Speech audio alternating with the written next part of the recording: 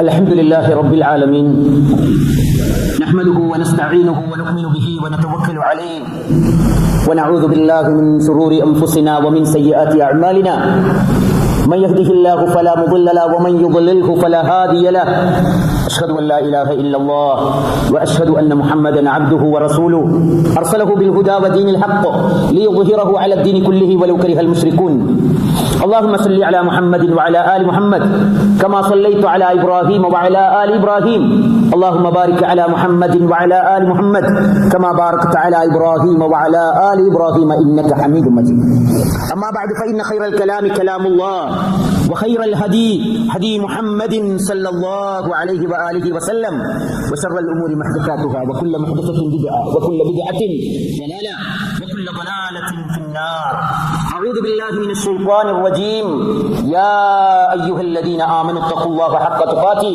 ولا تموتن إلا وأنتم مسلمون رب اشرح لي صدري ويسر لي أمري واحلل عقدة من لساني يفقهوا قولي ബഹുമാന്യരായ സത്യവിശ്വാസികളെ, അള്ളാഹുവിന്റെ വിധിവിലക്കുകൾ അറിഞ്ഞും അംഗീകരിച്ചും അനുധാവനം ചെയ്തും മുസ്ലിമായി മുഅ്മിനായി മുത്തഖിയായി ജീവിച്ചു മരിക്കാൻ നിരന്തരം പഠിക്കണം, പരിശ്രമിക്കണം, പ്രാർത്ഥിക്കണം എന്നെന്നെയും നിങ്ങളെയും ആമുഖമായി ഉപദേശിക്കുകയാണ്.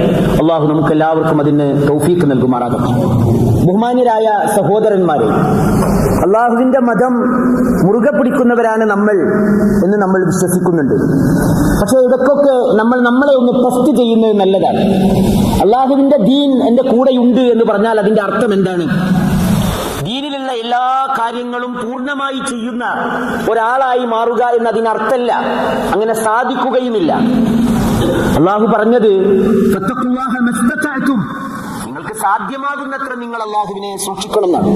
എന്നാൽ ഒരു മുഅ്മിൻ എന്ന നിലക്ക് അള്ളാഹുവിന്റെ ദീൻ ഞാൻ ഫോളോ ചെയ്യുന്നുണ്ട്, ഞാൻ അത് ഉറച്ചു വിശ്വസിക്കുന്നുണ്ട്, അതെന്റെ കൂടെയുണ്ട് എന്ന് നമുക്ക് തന്നെ ഫീൽ ചെയ്യണമെങ്കിൽ ഏറ്റവും മിനിമം ആ മതത്തിന്റെ ഓരോ കാര്യങ്ങളും അതാത് സന്ദർഭങ്ങളിൽ വരുന്ന വിഷയങ്ങളെ കുറിച്ച് ഒരു അറിവ് നമ്മുടെ മനസ്സിലുണ്ടാകണം.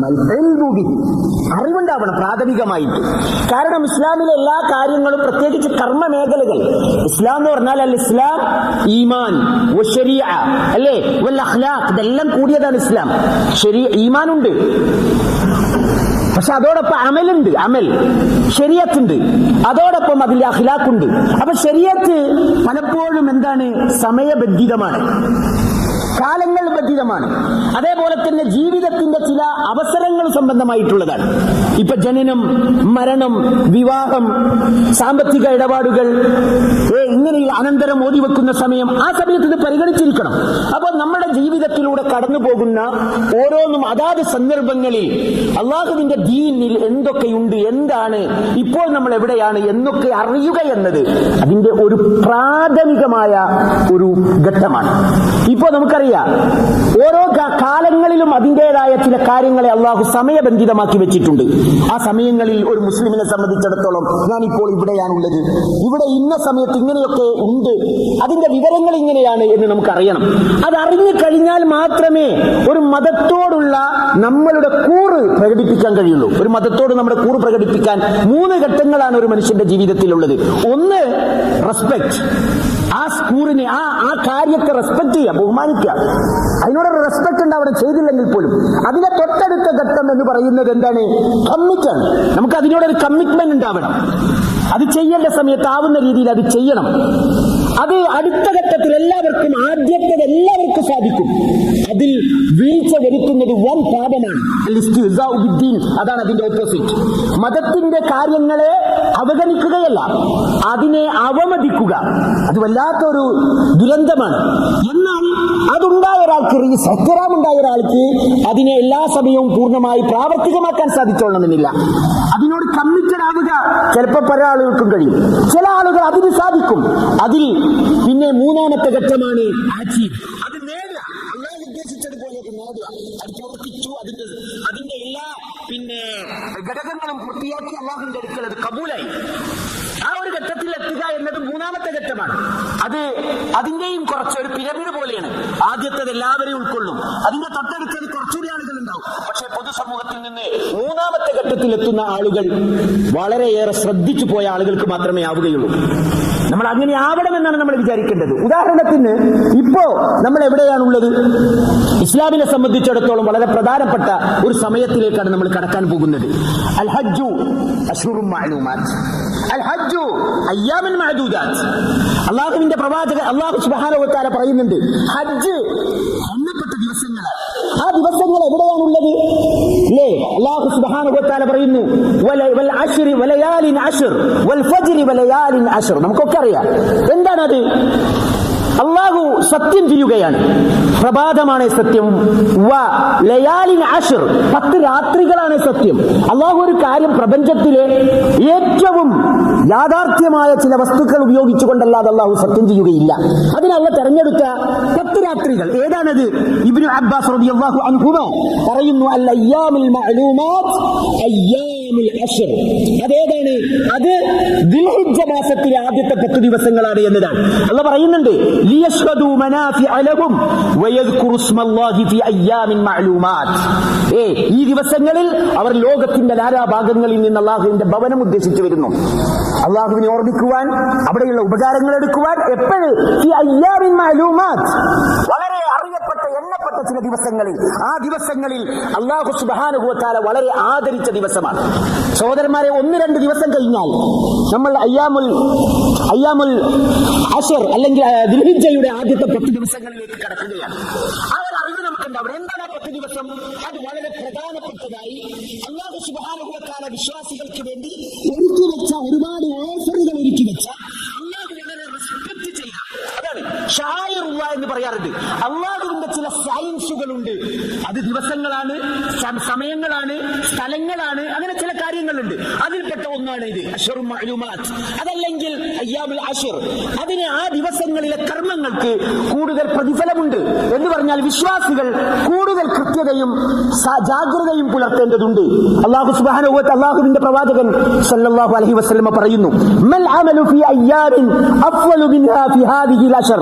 ഈ ദിവസങ്ങളെക്കാളും അഥവാ ഈ 10 ദിവസങ്ങളെക്കാളും അല്ലാഹുവിന്റെ അടുക്കൽ പുണ്യകരമായ മറ്റൊരു ദിവസവുമില്ല, ഒരു കർമ്മവുമില്ല. അഥവാ കർമ്മം ചെയ്യാൻ നിങ്ങൾ ആഗ്രഹിക്കുന്നുവെങ്കിൽ അതിന്റെ ഏറ്റവും നല്ല പ്രൈസിൽ നിങ്ങൾ നോക്കി. നമ്മൾ ഓരോരുത്തരും ഇപ്പൊ വാട്സപ്പ് നോക്കുന്ന പോലെയാണ് ഈ ഗോൾഡിന്റെ പ്രൈസ് നോക്കുന്നത്, അല്ലെ? വാട്സപ്പ് നോക്കുന്ന പോലെയാണ് ഗോൾഡിന്റെ പ്രൈസ് നോക്കുന്നത്. അത് പെട്ടെന്ന് മോൾക്ക് പോകുന്നു, പെട്ടെന്ന് താഴോട്ട് പോകുന്നു. എപ്പോഴാ കയ്യിലുള്ള കോയം വിൽക്കേണ്ടത്, അല്ലേ? എന്താ കാരണം? നല്ല റൈറ്റ് കിട്ടുന്ന നേരത്ത് വിൽക്കാൻ നമ്മൾ വെയിറ്റ് ചെയ്യണം.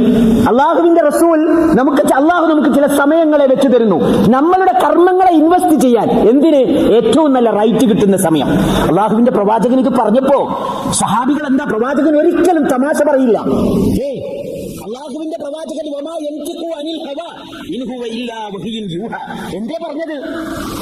അള്ളാഹുവിന്റെ അടുക്കൽ ഇത്രയും ഇഷ്ടപ്പെട്ട കർമ്മങ്ങൾ ഈ ദിവസങ്ങളിൽ ചെയ്യുന്നത് പോലെ വേറെ ഇല്ല എന്ന് പറഞ്ഞപ്പോ അവർ ചോദിച്ചു, വലൽ ജിഹാദ് ഫീ സബീലില്ലാ, വേറെ ഒന്നുമില്ലേ ജിഹാദ് പോലും? അപ്പൊ റസൂൽ പറഞ്ഞു, ജിഹാദ് പോലും, നിങ്ങളെ ജിഹാദ് പോലും അത്ര വില വരില്ല. ഇല്ല, ഒന്നുകിൽ ഒരൊറ്റ എക്സെപ്ഷൻ, ഒരു മനുഷ്യൻ അള്ളാഹുവിന്റെ മാർഗത്തിലേക്ക് അവന്റെ മാലും അവന്റെ നഫ്സുമായി പോയി, വലം യർജി മിൻഹാ, അതിൽ നിന്ന് ഒന്നും അവൻ തിരിച്ചു കൊണ്ടുവരുന്നില്ല. ഇല്ലാ റജുലുൻ ഖറജ യുഹാതിറു ബിനഫ്സിഹി വമാലിഹി ഫലം യർജി ബിശൈഇൻ, അതിൽ നിന്ന് ഒന്നുമായി വരുന്നില്ലെങ്കിൽ അതൊക്കെ ഇതിനേക്കാളും കൂടുതലാണ്. സഹോദരന്മാരെ, എന്തുകൊണ്ടാണ് ഈ ദിവസങ്ങൾ ഇത്രയും വലുതാവാനുള്ള കാരണം? അതിൽ എന്തെല്ലാമാണ് ഒളിഞ്ഞിരിക്കുന്നത്, അല്ലെങ്കിൽ ഉൾക്കൊണ്ടിരിക്കുന്ന ഈ 10 ദിവസം? ആ 10 ദിവസത്തിലാണ്, ഈ 10 ദിവസത്തിലാണ് ലോകത്തിലെ ഏറ്റവും കൂടുതൽ മനുഷ്യരെ നരകത്തിൽ നിന്ന് അള്ളാഹു റിലീസ് ചെയ്യുന്ന അറഫ ദിവസത്തെ അള്ളാഹു വെച്ചിരിക്കുന്നത്. യൗമു അറഫ. അള്ളാഹുവിന്റെ പ്രവാചകൻ പറയുന്നുണ്ട്, മാമിൻ യൗമിൻ അക്തറ മിൻ അൻ യുഅ്തിഖ അല്ലാഹു ഫീഹി അബ്ദൻ മിനൻ നാർ മിൻ യൗമി അറഫ. അറഫ ദിവസത്തോലെ നരകത്തിൽ നിന്ന് അള്ളാഹു ആളുകളെ മോചിപ്പിക്കുന്ന ഒരു ദിവസമില്ല. അന്ന് അവിടെ കൂടിയ മനുഷ്യരൊക്കെയും ആ ഒരൊറ്റ വേഷത്തിൽ നിന്ന് മുകളിൽ ആകാശത്തെ മേൽക്കൂരയാക്കി കൈകൾ ഉയർത്തി അള്ളാഹുവിനോട് പ്രാർത്ഥിക്കുന്ന ഒരു ദിവസമുണ്ട്. പൊടിപടലങ്ങൾ പടർന്ന ആ ദിവസം അള്ള ചോദിക്കും മലക്കുകളോട്, അള്ളാഹുവിനെ അറിഞ്ഞുകൊണ്ട് ഇവരൊക്കെ ആരാ?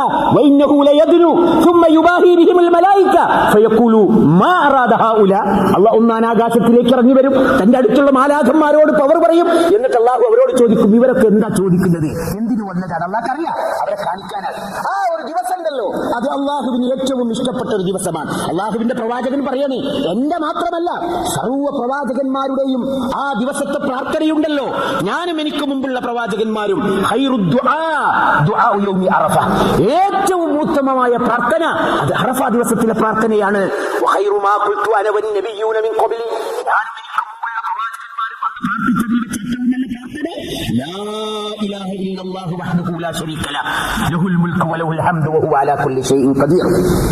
ആ ദിവസത്തിൽ അറഫയിലുള്ള ആളുകൾക്ക് മാത്രമല്ല, അറഫയിലെത്താത്ത ഹജ്ജിന് പോകാത്ത ആളുകൾക്ക് അന്ന് സുന്നത്ത് നോമ്പ് അള്ളാഹുവിന്റെ പ്രവാചകൻ സുന്നത്താക്കി.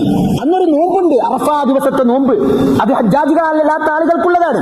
അവരെ കുറിച്ച് അള്ളാഹുവിന്റെ പ്രവാചകൻ പറഞ്ഞു, അന്നൻ നബിയ സല്ലല്ലാഹു അലൈഹി വസല്ലം ഖാൽ സിയാമു യൗമി അറഫ, യൗമു അറഫയിലെ നോമ്പ് അലല്ലാഹ് അഹ്തസിബു അലല്ലാഹി അൻ യുകഫിറ സന മിൻ ഖബ്ലഹു മിൻ സന അല്ലതി ഖബ്ലഹു വസനല്ലതി ബഅദഹു. അവന്റെ മുമ്പുള്ള ഒരു കൊല്ലത്തെയും വരാനിരിക്കുന്ന ഒരു കൊല്ലത്തെയും പാപം പുറപ്പിക്കും. അത് അല്ലാഹുവിന്റെ ഒരു ഗിഫ്റ്റാണ്. ഹജ്ജിന് പോകാത്ത ആളുകൾക്കുള്ള ഒരു ഗിഫ്റ്റാണ്. സഹോദരന്മാരെ, ഇതാ നമ്മുടെ അടുത്തേക്ക് വരാൻ പോവാണ് യൗമുൻ നഹർ. അതിലാണ് അറവിന്റെ ആ ദിവസം, ബലിയുടെ ദിവസമായ പെരുന്നാളിൽ അല്ലാഹു ഉൾക്കൊള്ളിച്ചത്. ഹജ്ജാജികൾക്ക് അന്ന് ബലിയുടെ ദിവസമാണ്. ഹജ്ജിന്റെ ഏറ്റവും വലിയ കർമ്മങ്ങൾ നടക്കുന്ന ദിവസമാണ് ഹജ്ജുൽ അക്ബർ. എന്താണത്? അന്നാണ് അറവ്, അന്നാണ് മുടിയെടുക്കൽ, അന്നാണ് ജംറയിൽ എറിയുന്നത്, അന്നാണ് സഅയ്, അന്നാണ് തവാഫുൽ ഇഫാദ, അന്നാണ് സഅയ്. 5 കാര്യങ്ങളാണ് ഹജ്ജാജികൾ മുഴുവനും ഒരൊറ്റ ദിവസം ചെയ്തു തീർക്കുന്നത്. നിങ്ങളെ അതിന്റെ തൊട്ട് തലേ ദിവസത്തെ അറഫ ദിവസം കഴിഞ്ഞാൽ, മഗ്രിബ് കഴിഞ്ഞാൽ അള്ളാഹ് അറഫയിൽ നിന്ന് എല്ലാവരെയും പുറപ്പെടുവിക്കുന്നുണ്ട് എങ്ങോട്ട്? മുസ്ദലിഫയിലേക്ക്. അവിടെ എന്താ? അവിടെ ഒന്നുമില്ല. വേഗം അവിടെ എത്തിയാല് മഗ്രിബ് ഇശാവും ജമ്മുവും കസറുമായി നിസ്കരിച്ച് ഒരൊറ്റ ഉറക്കം. നല്ല ഉറങ്ങാൻ അവർ ഓരോ ഇബാദത്തില്ല, വേഗം ഉറങ്ങണം. എന്തിനാണെന്നറിയോ? പിറ്റേന്ന് നല്ല ഹാർഡ് വർക്ക് ഉണ്ട്. അതിന് ബോഡിയും മനസ്സൊക്കെ ഫിറ്റ് ആവണം. അതിന് നല്ല റാഹത്തായ നൗമിന്റെ അമീഖ് കിട്ടണം. കാരണം അന്നാണ് അറവ്, അന്നാണ് മുടിയെടുക്കൽ, അന്നാണ് ജംറ, അന്നാണ് തവാഫുൽ ഇഫാദ, അന്നാണ് സഅയ്. ഇതൊക്കെ ഉള്ള ഒരൊറ്റ ദിവസമായ യൗമുൻ നഹർ. അല്ലാഹു സുബ്ഹാനഹു വ തആല പറയുന്നുണ്ട്, ഫസല്ലി ലിറബ്ബിക വൻഹർ. നിന്റെ റബ്ബിന് വേണ്ടി നീ നമസ്കരിക്കണം, നിന്റെ റബ്ബിന് വേണ്ടി നീ അറുക്കണം. ഇത് ആ ദിവസത്തെ കുറിച്ചാണ് പറഞ്ഞത്. സഹോദരന്മാരെ, അയ്യാമുൽ അശ്ർ ഇതൊക്കെ ചേർന്നതാണ്. ചില ഹദീസുകളിൽ കാണാം റസൂലുള്ളാഹി സ്വല്ലല്ലാഹു അലൈഹി വസല്ലം ഈ 9 ദിവസവും നോമ്പ് നിൽക്കാറുണ്ടായിരുന്നു എന്ന്. ആർക്കെങ്കിലും സാധിക്കുമെങ്കിൽ അതിന് വളരെ പറ്റിയ സമയമാണ്. തഹ്ലീൽ കൊണ്ടും തക്ബീർ കൊണ്ടും തസ്ബീഹ് കൊണ്ടും വളരെയേറെ അതിനെ എന്നായി ഇമാറത്ത്, അതിനെ പിന്നെ എന്താ പറയുക, സജീവമാക്കാൻ പറ്റുന്ന സത്യവിശ്വാസികളുടെ മുമ്പിൽ കടന്നു വരുന്ന ദിവസങ്ങളാണ് ഈ ദിവസങ്ങൾ. അതിന്റെ ഗൗരവം അറിയുക, അതിന്റെ ശ്രേഷ്ഠതയെ കുറിച്ച് ബോധ്യം ഉണ്ടാവുക, ആവുന്നത്ര നല്ല കർമ്മങ്ങൾ ഇതിൽ ചെയ്യുക എന്നത് വിശ്വാസികളുടെ കടമയാണ്. അല്ലാഹു നമ്മെ അനുഗ്രഹിക്കട്ടെ. അഖൂലു ഖൗലി ഹാദാ വസ്തഗ്ഫിറുല്ലാഹ ലി വലക്കും വസ്തഗ്ഫിറുഹു ഇന്നഹു ഹുവൽ ഗഫൂറുർ റഹീം. സഹോദരന്മാരെ, അല്ലാഹുവിന്റെ വിധിവിലക്കുകൾ അറിഞ്ഞും അംഗീകരിച്ചും അനുധാവനം ചെയ്തും യഥാർത്ഥ മുഅ്മിനുകളും മുത്തഖികളുമായി ജീവിച്ച് മരിക്കാൻ പരിശ്രമിക്കണമെന്ന് എന്നെയും നിങ്ങളെയും ഒരിക്കൽ കൂടി ഉപദേശിക്കുകയാണ്. ഈ സമയത്ത് നമ്മളുടെ അറിവിൽ ഉണ്ടാവേണ്ട മറ്റൊന്നാണ് ഉളുഹിയ്യത്ത് എന്ന് പറയുന്നത്. കാരണം അതിന് ഒരു ഡിസിഷൻ എടുക്കേണ്ട ഒരു സമയമാണിത്. ഒന്ന്, ഉളുഹിയ്യത്ത് ഈ ദിവസങ്ങളിലാണ്. ഹജ്ജിന് പോകാത്ത ആളുകളെ സംബന്ധിച്ചിടത്തോളം അല്ലാഹുവിന്റെ പ്രവാചകൻ പറഞ്ഞത് നമുക്കറിയാം. ഒരാൾക്ക് ഉളുഹിയ്യത്ത് അറക്കാനുള്ള കഴിവുണ്ടായിട്ട്, ഒരു ആടാണെങ്കിൽ 1, ഇനി മാടാണെങ്കിൽ 7 ആൾക്ക് ചേർന്ന് വരെ ഷെയർ ചെയ്ത് ചെയ്യാം. അതിനുള്ള ഒരു മിനിമം ഒരു ക്വാണ്ടിറ്റി, ഒരു മിനിമം നമ്മുടെ കയ്യിൽ ഒരു വർഷത്തെ വരുമാനത്തിൽ നിന്ന് അള്ളാഹു നൽകിയതിൽ നിന്ന് അള്ളാഹിന് കൊടുക്കാനുള്ളവൻ അത് കഴിഞ്ഞിട്ടും വരണ്ട എന്ന് വരെ റസൂൽ പറഞ്ഞ ഒരു കർമ്മമാണ് ഉളുഹിയ്യത്ത്. ആ ഉളുഹിയ്യത്ത് ഇപ്പോഴാണ് നമ്മളെ തീരുമാനിക്കേണ്ടത്. പെരുന്നാളിന്റെ അന്ന് അതിനെപ്പറ്റി പറഞ്ഞിട്ട് കാര്യമില്ലല്ലോ. അങ്ങനെ ചെയ്യാൻ തീരുമാനിച്ചാൽ നമ്മൾ പാലിക്കേണ്ട ഒരു മര്യാദ കൂടിയുണ്ട്. നിങ്ങളുടെ കൂട്ടത്തിൽ ആരെങ്കിലും ഉളുഹിയ്യത്തിന് പങ്കുചേർന്നിട്ടുണ്ടെങ്കിൽ, കുവൈത്തിൽ ഉളുഹിയ്യത്ത് ഇറക്കാനുള്ള സൗകര്യം ഇസ്ലാഹി സെന്റർ ചെയ്യുന്നുണ്ട്, ഇന്ത്യയിൽ ഉളുഹിയ്യത്ത് ഇറക്കാനുള്ള സൗകര്യം ചെയ്യുന്നുണ്ട്. നിങ്ങളുടെ മഹല്ലുകളിൽ നിങ്ങളുടെ കുടുംബങ്ങളും വാപ്പയും ഉമ്മയൊക്കെ ഉള്ള സ്ഥലങ്ങളിൽ ഉണ്ടെങ്കിൽ നിങ്ങൾ അവിടെ പങ്കുചേരുന്നതിൽ ഒരു തെറ്റില്ല. അവിടെ അതൊക്കെ നമുക്ക് ചെയ്യാവുന്നതാണ്. അവർ ചോയ്സ്, അത് നമ്മളുടെ ചോയ്സാണ്. പക്ഷേ നിങ്ങൾ ഉളുഹിയ്യത്ത് അറുക്കാൻ തീരുമാനിച്ചാൽ ഒരു അദബ് ഉണ്ട് ഇസ്ലാമിൽ, ഒരു സുന്നത്തുണ്ട്. റസൂലുള്ളാഹി സ്വല്ലല്ലാഹു അലൈഹി വസല്ലം പറഞ്ഞു, നിങ്ങളിൽ ആരെങ്കിലും ഇദാ റഅയ്തും ഹിലാല ദുൽഹിജ്ജത്തി, നിങ്ങൾ ദുൽഹിജ്ജ മാസത്തിന്റെ മാസപ്പിറവി കണ്ടാൽ, വഅറാദ അഹദുക്കും അൻ യുളഹിയ, എന്നിട്ട് അവൻ ആ പ്രാവശ്യം ഉളുഹിയ്യത്ത് അറുക്കുവാൻ തീരുമാനിച്ചിട്ടുണ്ടെങ്കിൽ, ഫൽയുംസികൻ ശഅരിഹി വഅൾഫാരിഹി, അവന്റെ നഖം മുറിക്കലിൽ നിന്നും മുടിവെട്ടലിൽ നിന്നും അവൻ പിടിച്ചു വെക്കട്ടെ എന്ന് പറഞ്ഞാൽ, ദുൽഹിജ്ജ അങ്ങനെ തീരുമാനിച്ച ആളുകൾ ദുൽഹിജ്ജ 1 മുതൽ ആ അറവ് പൂർത്തിയാകുന്നത് വരെ മുടിയെടുക്കുവാനോ അല്ലെങ്കിൽ നഖം എടുക്കുവാനോ മറ്റ് ഭാഗങ്ങളിലുള്ള മുടി നീക്കുവാനോ പാടില്ല. മറിച്ച് അറവ് കഴിയുന്നത് വരെ വെയിറ്റ് ചെയ്യണം എന്ന് റസൂലുള്ളാഹി സ്വല്ലല്ലാഹു അലൈഹി വസല്ലം പറഞ്ഞിട്ടുണ്ട്. ഇന്ന് ദുൽഹിജ്ജ 28 അല്ലെങ്കിൽ 29 ഏതെങ്കിലും ചെറിയ ഇഖ്തിലാഫ് ഉണ്ടെങ്കിൽ, എന്തായാലും ഇന്നോ നാളെയോ ഇനി ആരെങ്കിലും ഉളുഹിയത്ത് അറക്കാൻ തീരുമാനിച്ചിട്ടുണ്ടെങ്കിൽ നേരത്തെ തന്നെ നഖവും തന്റെ തൊക്കിലും അരഭാഗത്തൊക്കെയുള്ള മുടിയൊക്കെ നീക്കാൻ ഉദ്ദേശിച്ചിട്ടുണ്ടെങ്കിൽ, മുടി വെട്ടാൻ ഉദ്ദേശിച്ചിട്ടുണ്ടെങ്കിൽ ഇന്നും നാളെയൊക്കെ ആയിട്ട് അത് തീർത്തു വെക്കുക. കാരണം ഒരു 10 days ലോങ്ങിൽ നഖമൊക്കെ നീണ്ട ചിലപ്പോൾ ഓഫീസിൽ പോകാനും മറ്റൊക്കെ നമുക്ക് പരിഹരിക്കും.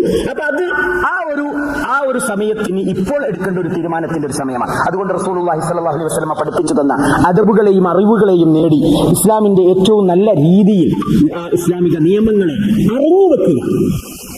2 ആവുന്നത് അതിൽ നിന്ന് ചെയ്യുക. 3 അതിൽ കൂടുതൽ പരിശ്രമിക്കുക. 4 ചെയ്തത് സ്വീകരിക്കാൻ അല്ലാഹുവിനോട് പ്രാർത്ഥിക്കുക. اللهم اغفر للمؤمنين والمؤمنات والمسلمين والمسلمات والأحياء منهم والأموات إنك مجيب الدعوات يا قاضي الحاجات. اللهم أعز الإسلام والمسلمين وأذل الشرك والمشركين. ربنا ظلمنا أنفسنا وإن لم تغفر لنا وترحمنا لنكونن من الخاسرين.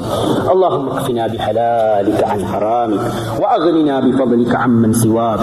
اللهم حبب إلينا الإيمان وزينه في قلوبنا وكره إلينا الكفر والفسوق والعصيان واجعلنا من الراشدين.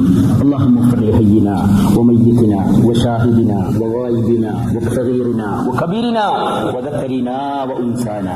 اللهم إن أحييته منا وأحيه على الإسلام ومن توفيته منا توفه على الإيمان. اللهم وفق أميرنا وولي عهده لهداك واجعل أعمالهما في طاعتك ورضاك واجعل هذا البلد آمنا مطمئنا سخاء رخاء دار أمن وإيمان وسائر بلاد المسلمين. ربنا آتنا في الدنيا حسنة وفي الآخرة حسنة وقنا عذاب النار. وآخر دعوانا أن الحمد لله رب العالمين.